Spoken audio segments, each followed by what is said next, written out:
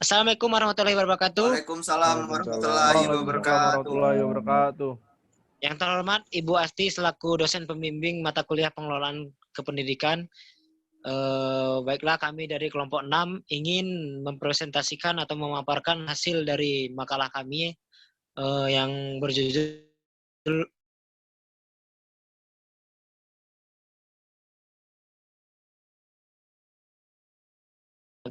poin pertama.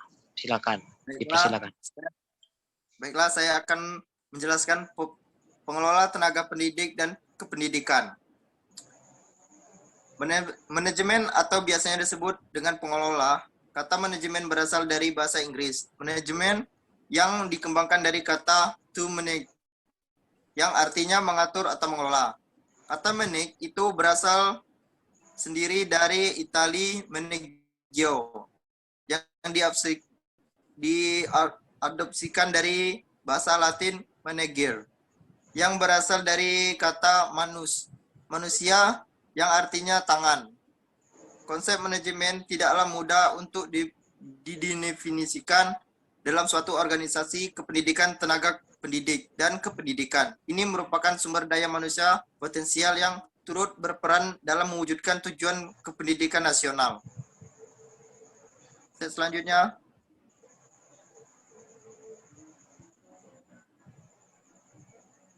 Bal.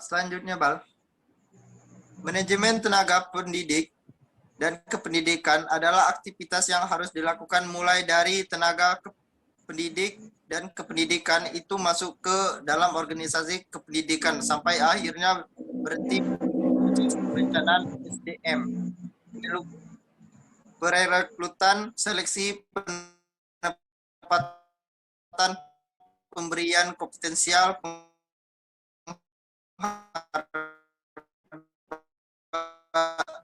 penghargaan, pendidikan dan latihan, pengembangan dan pemberitaan. Bal, selanjutnya Bal.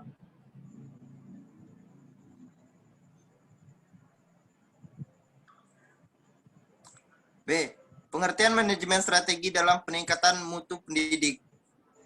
Undang-Undang Sistem Pendidikan Nasional USPN nomor 20 tahun 2003 menyatakan bahwa pendidikan adalah usaha sadar menyiapkan peserta didik melalui kegiatan pembimbingan, pengajar atau pelatihan bagi perannya di masa yang akan datang. Sedangkan pendidikan nasional adalah pendidikan yang berakar pada budaya bahasa Indonesia dan berdasarkan pada Pancasila Undang-Undang Dasar 1945. Baiklah, terima kasih Denis. Baik, Saudara Syahrul mungkin bisa melanjutkan, silakan.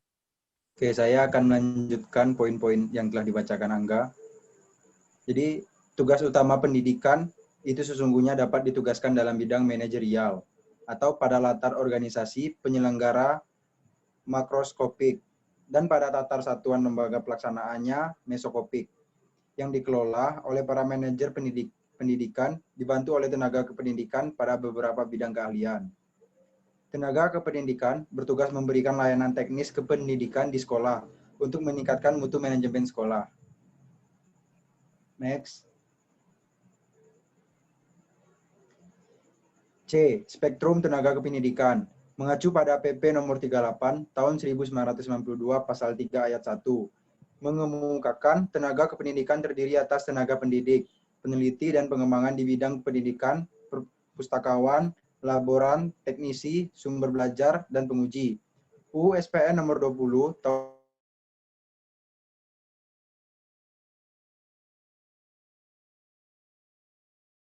untuk menunjang penyelenggara pendidik.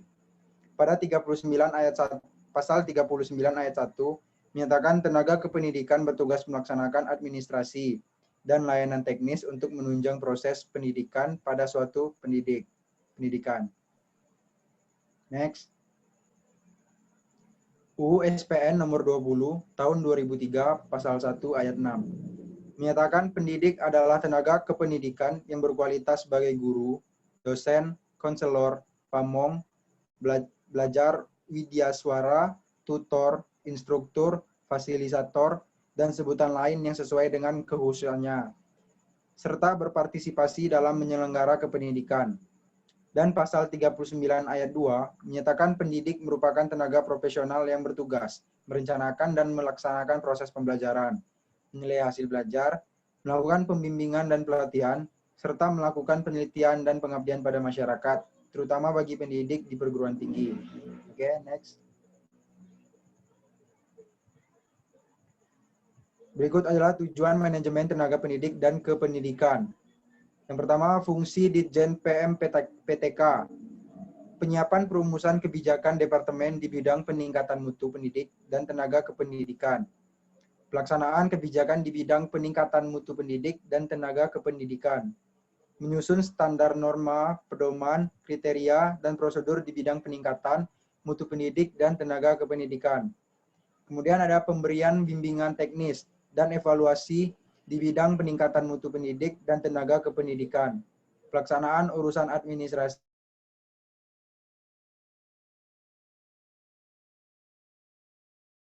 Selanjutnya akan dibacakan oleh saya. Next, Bal.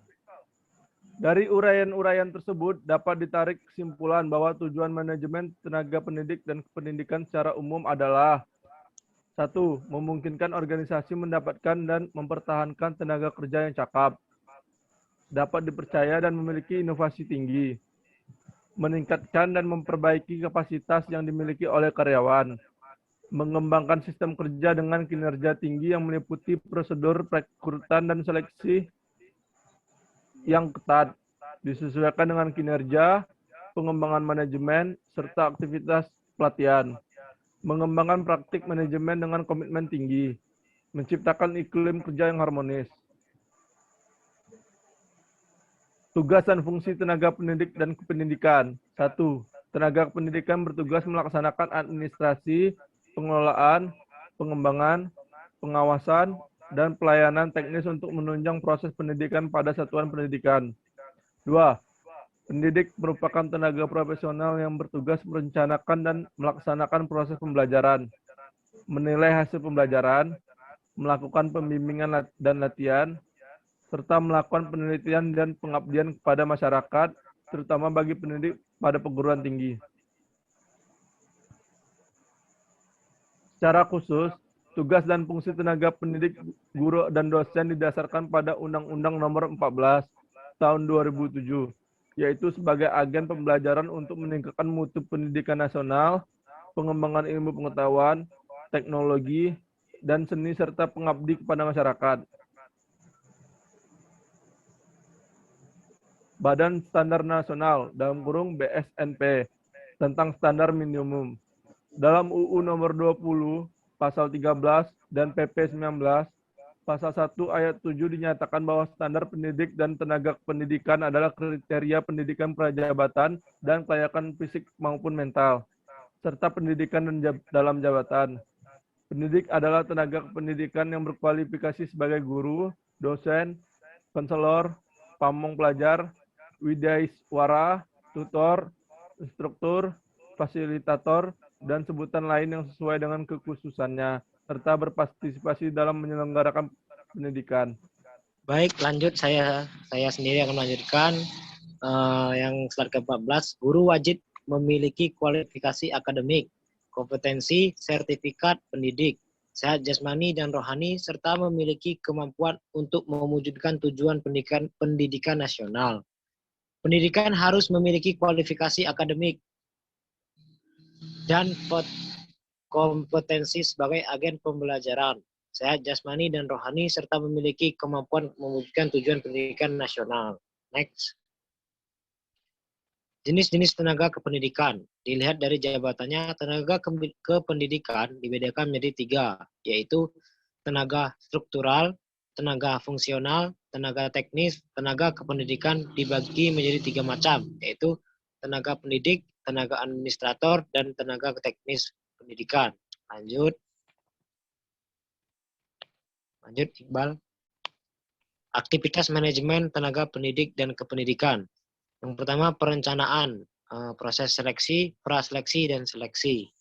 Baik, itulah tadi hasil presentasi dari makalah yang kami bikin dari kelompok 6 yang beranggotakan 4 orang, ada saya, Dani Setiawan, ada Abdul Rahmat, terus yang ketiga ada M. Sahrul Ramadan, dan yang terakhir Angga Agustian. Baik, itu saja kami akhiri. Wassalamualaikum warahmatullahi wabarakatuh. wabarakatuh. Waalaikumsalam warahmatullahi wabarakatuh.